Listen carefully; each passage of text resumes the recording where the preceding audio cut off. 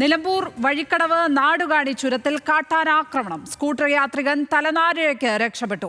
വഴിക്കടവ് പുത്തരിപ്പാടം സ്വദേശി ഷറഫുദ്ദീൻ കാട്ടാനയെ കണ്ട് ഓടി രക്ഷപ്പെട്ടു. ഇതോടെ കാട്ടാന സ്കൂട്ടർ തകർക്കുകയായിരുന്നു. വിവരങ്ങളുമായി ഇപ്പോൾ ശാന്തകുമാർ വെള്ളാലത്താണ് ചേരുന്നത്.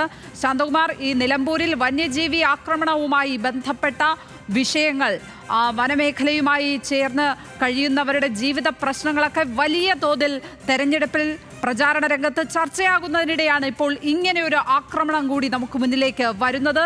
ഇവിടെ എന്താണ് സംഭവിച്ചിരിക്കുന്നത്? എന്തൊക്കെയാണ് വിവരങ്ങൾ? പറഞ്ഞപ്പോൾ തന്നെ ഈ വന്യമൃഗങ്ങളുടെ ശല്യം, കാട്ടാനയുടെ അക്രമം എല്ലാം വലിയ തോതിൽ വർദ്ധിക്കുന്നു മലയോര മേഖലയിൽ. അത് തന്നെയാണ് ഇപ്പോൾ നിലമ്പൂർ മേഖലയിൽ വഴിക്കടവിലും ഒക്കെ ഇപ്പോൾ കാണുന്നത്. അതാണ് ഇന്ന് ഗൂഡല്ലൂരിൽ നിന്നും വഴിക്കടവിലേക്ക് സ്കൂട്ടറിൽ വരികയായിരുന്ന ഈ വഴിക്കടവ് സ്വദേശി ഷറഫുദ്ദീന്റെ സ്കൂട്ടർ ആക്രമിക്കുന്ന സാഹചര്യം ഉണ്ടായത്. അദ്ദേഹം ഇറങ്ങി ഓടി രക്ഷപ്പെട്ടതിനാൽ ആണ് അതിന്റെ ജീവൻ രക്ഷിക്കാനായത്. ഒപ്പം തന്നെ ആ സ്കൂട്ടർ ആന തകർക്കുകയും ചെയ്തു. ഒന്നാം വളവിലായിരുന്നു, ഈ നാടുകാണി ചുരത്തിന്റെ ഒന്നാം വളവിൽ വെച്ചായിരുന്നു ഈ ആനയുടെ ആക്രമണം ഉണ്ടായത്. എന്തായാലും അദ്ദേഹത്തിന് മറ്റു പരിക്കുകളൊന്നുമില്ല. പക്ഷേ ഈ സ്കൂട്ടർ ഭാഗികമായി തകർന്നിട്ടുണ്ട്.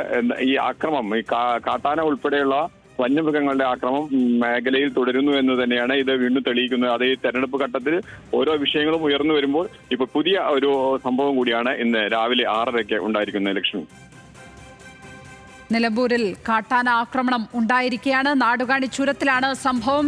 സ്കൂട്ടർ യാത്രികൻ തലനാരിഴയ്ക്കാണ് അവിടെ രക്ഷപ്പെട്ടത്. വഴിക്കടവ് പുത്തരിപ്പാടം സ്വദേശി ഷറഫുദ്ദീൻ കാട്ടാനയെ കണ്ട് ഓടി രക്ഷപ്പെടുകയായിരുന്നു. പക്ഷേ കാട്ടാന സ്കൂട്ടർ തകർത്തു. ഏതായാലും ഒരാളുടെ ജീവൻ അവിടെ രക്ഷപ്പെട്ടു എന്നത്, അവിടെ തലനാരിഴയ്ക്ക് അയാൾക്ക് രക്ഷപ്പെടാൻ കഴിഞ്ഞു എന്നുള്ളത് ആശ്വാസകരമായ കാര്യം തന്നെയാണ്. ഏതായാലും നിലമ്പൂരിൽ ഈ വിഷയം, ഈ വന്യജീവി ആക്രമണങ്ങളുമായി ബന്ധപ്പെട്ട വിഷയം വലിയ തെരഞ്ഞെടുപ്പ് പ്രചാരണ വിഷയമാണ്. മലയോര മേഖലയിലാകെ അത് പ്രശ്നമാണ്. നിലമ്പൂരിൽ പ്രത്യേകിച്ച് ഉപതെരഞ്ഞെടുപ്പിൽ അത് തന്നെയാണ് ഏറ്റവും വലിയ പ്രചാരണ വിഷയം അവിടെ നടക്കുന്നത്. ശാന്തകുമാർ വെള്ളാലത്താണ് ഇപ്പോൾ ആ വാർത്തയുടെ വിവരങ്ങൾ പങ്കുവച്ചത്.